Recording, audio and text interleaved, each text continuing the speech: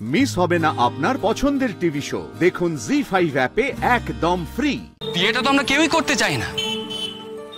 বাবার এই জোড়াজুড়িতে আমরা গলিনি, সেটা বাবাকে বোঝাতে হবে। আর বাবা যে ছেলে মানুষটা আমাদের সঙ্গে করেছে, তোমাকে এক কথা বলেছে, আমাকে এক কথা বলেছে, সেটা যে ধরা পড়ে গেছে সেটাও বাবাকে বলতে হবে। কথায় কথায় ছিঁড়ে গেলে সংসার হয় না রে মা, হয় না। দাদা ভাই পঙ্গু হয়ে গেছিল মা, আর একটা কর্মক্ষম মানুষ হঠাৎ করে পঙ্গু হয়ে গেলে তাকে যে কি মানসিক অবস্থার মধ্যে দিয়ে যেতে হয় সেটা আমরা কেউ বুঝতে পারি না, কখনো না।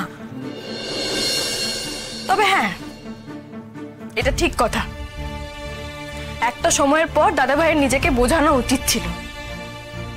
পরিবর্তিত সময়টায় দাদা ভাইয়ের নিজেকে বোঝানো উচিত ছিল, মানিয়ে নেওয়া উচিত ছিল, কিন্তু দাদা ভাই সেটা করেনি। আমি এটাই বলতে পারি যে দাদা ভাই সেটা করার চেষ্টা পর্যন্ত করেনি। তাই সেই সময় দাঁড়িয়ে বৌমনিকে যেগুলোকে সহ্য করতে হয়েছে সেগুলো অমানবিক। মা দেখো, আমার একটা কথা বলতে কোনো দ্বিধা নেই। সেই সময় দাঁড়িয়ে বৌমনি যদি এটা বলতো যে আমি দাদা ভাইয়ের সঙ্গে সংসার করব না, আমি এই বাড়িতে থাকতে পারছি না, তাহলে কিন্তু অন্যায় কিছু হতো না। ইভেন আমি তো বৌমনির সিদ্ধান্তটাকে সাপোর্ট করতাম, আমি সমর্থন করতাম। বৌমনি সমর্থন করবে তো, তুমি তো সমর্থন করবে, কারণ তুমি তো শুধু ভাঙার দিকে, গড়ার দিকে তো তোমার কোনো মন নেই। নিজের সংসারটাকে ভেঙেছো, এখন বৌমনির উপর তোমার দরদ উতলে উঠছে। হ্যাঁ, মিষ্টিটার নিজের বোঝার মতো একটা বোধ বুদ্ধি আছে, তাই জন্য আমার শান্তি। এই কথাগুলোকে বাড়িতে বলা যেত না? না, বাড়িতে বলতাম কি করে বলতাম? তোমার ওই ছোট বোন, প্রতিবাদী ছোট বোন তো ছুটে আসতো, কাই করে হাউমাউ করে সমস্ত কথাবার্তা বন্ধ করে দিত। এখানে সমস্ত রাগ উগড়ে দিচ্ছ তুমি। তোমাদের হয়েছে ভারী আত্মসম্মান বোধ। হ্যাঁ, কারোর কাছে ছোট হব না, কারোর কাছে মাথা নত করব না, সংসার করব, কিন্তু মেনে মানিয়ে নেব না। তুমি একটা জিনিস বুঝতে পারছো মা?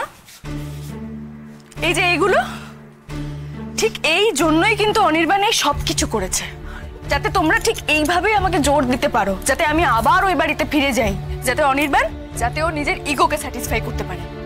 হ্যাঁ, যাতে আবার কোনো একটা ছুতো খুঁজে, কোনো একটা অপমানে আমাকে যা নয় তাই করে হেলা চেষ্টা করে বাড়ি থেকে বের করে দিতে পারে, ঠিক এই জন্যই। না, তুই ভয় পাচ্ছিস না মা। আমি তোর মা তো। হ্যাঁ, আমি বলছি বিশ্বাস কর, অনির্বাণের আমূল পরিবর্তন হয়েছে। যা ঘটে গেছে। অনির্বাণ এই ভুল আর করবে না। আমার দিকে তাকা, শোন, আমি তোকে বলছি, অনির্বাণ এই ভুল আর করবে না।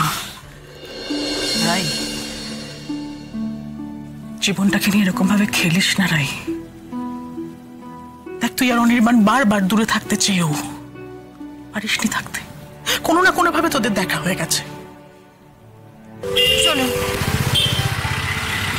মুখ ভার কেন? দাদা ভালো আছে তো? তাহলে কি মন খারাপ? আপনার কেন মনে হলো আমার মন খারাপ? বারে, তোমার মুখ দেখে আমি বুঝবো না যে তোমার মন খারাপ কি ভালো? আপনি বুঝি আমার মুখ দেখে আমার মন বুঝে যান? যাকে, তোমার দাদা ভালো আছেন? উঠে এসো।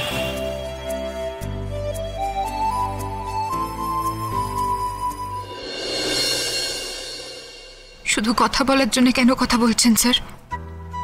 আমি তো চাইছি না কিছু বলতে। আমার এখন একটাই কাজ, আঙ্কেলকে গিয়ে বলা যে এই বিয়েতে আমার মত নেই। শত অনিচ্ছে থাকলেও আমাকে এটাই বলতে হবে, কারণ এতদিনেও আপনি সত্যিটা স্বীকার করতে পারলেন না, বলতে পারলেন না যে আপনিও আমাকে। কেন এত কান্না পাচ্ছে আমার?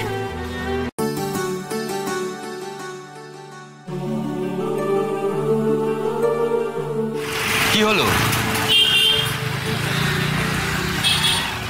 আচ্ছা স্রোত, আমরা আজই যা জানিয়ে দেওয়া জানিয়ে দিচ্ছি তো?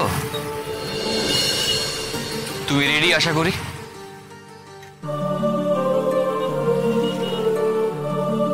কি হলো স্রোত?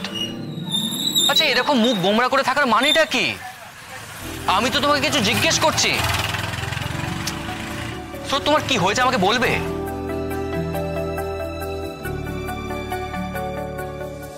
তুমি কাঁদছো? স্রোত, আর ইউ ওকে? একটা রিকোয়েস্ট করব। এইভাবে বলার কি আছে, বলো। আঙ্কেলের কাছে আপনি চলে যান, আপনি যা বলার বলে দিন। আপনি গেলেই হবে, আমাকে যেতে হবে না। বলে দেবেন আপনি যা বলছেন আমারও একমত। স্রোত, সেটা তো হয় না। আমার একার কিছু বলা থাকলে আমি বলতাম, ইনফ্যাক্ট আমি বলেওছি, কিন্তু কোনো কাজ হয়নি। বাবা আমার একার কথা শুনতে চায় না। আমরা দুজনে মিলে যে সিদ্ধান্তটা নিয়েছি সেটা আমাদের দুজনকে একসঙ্গে গিয়ে বাবাকে বলতে হবে। বাবা অন্তত সেটাই এক্সপেক্ট করে আছে। আর ধরুন যদি আমি না যাই, যদি আপনাকে শুধু নিজের কথা বলতে হয়, তাহলে আপনি কি বলতেন? কি আবার বলবো? আমরা দুজনে মিলে যা বলতাম আমি একা থাকলেও তাই বলবো। বিয়েটা তো আমরা কেউই করতে চাই না। বাবার এই জোড়াজুড়িতে আমরা গলিনি, সেটা বাবাকে বোঝাতে হবে। আর বাবা যে ছেলে মানুষটা আমাদের সঙ্গে করেছে, তোমাকে এক কথা বলেছে, আমাকে এক কথা বলেছে, সেটা যে ধরা পড়ে গেছে সেটা বাবাকে বলতে হবে। তাহলে সেটাই আঙ্কেলকে বলে দিন। ভয় নেই, আমি আপত্তি করব না। আশ্চর্য, ভয় পাবো কেন? বাবা আমার একার কথায় কনভিন্স হবে না স্রোত। আর তাছাড়া তোমার তো কিছু বলা উচিত।